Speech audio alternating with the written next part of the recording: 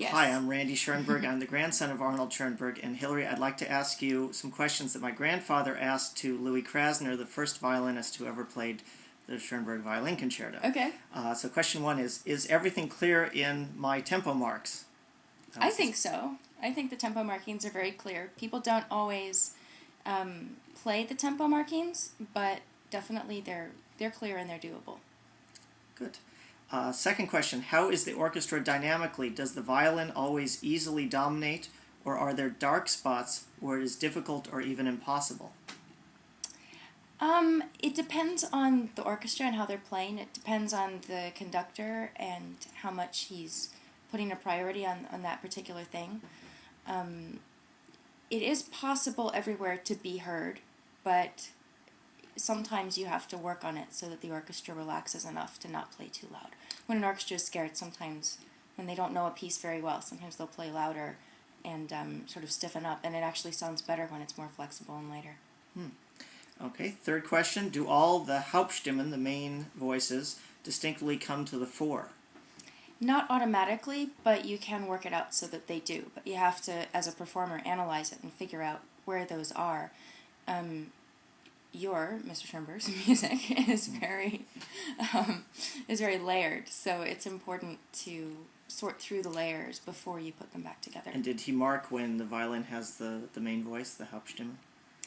I don't, well, I mean, I assume, as the soloist, I always assume when I'm supposed to be playing, there's something important to be heard. Right.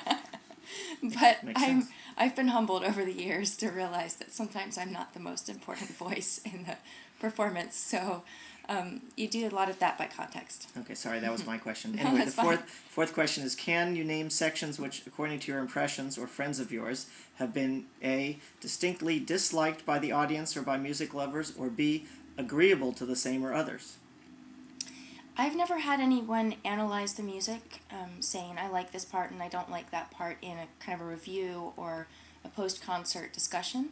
But when I work with people on it, I definitely, I get the sense that people like certain parts and other parts are a little bit more bewildering, but that's usually at the beginning of the process. There's certain parts of the piece that when you first play them are really rhythmic and kind of catchy, and people are amused by the sort of friendly aspect of them, and so they enjoy playing them. And then there are other parts that we usually wind up laughing because something goes terribly wrong when we're first reading through the piece, and it just sounds horrible when it's wrong. And then you get it right, and all of a sudden things fall into place. You think, oh, okay, that's what it's supposed to sound like. And then it's more enjoyable to play. So I think in the end, when you've had enough time to rehearse the piece, when you have really prepared everything individually and you're comfortable with the parts that you're playing, then the whole thing holds together and the whole thing is really enjoyable to play. And hopefully that carries over to the audience as well, because that's the goal of every performer, is to let the audience feel the way they do when they're performing.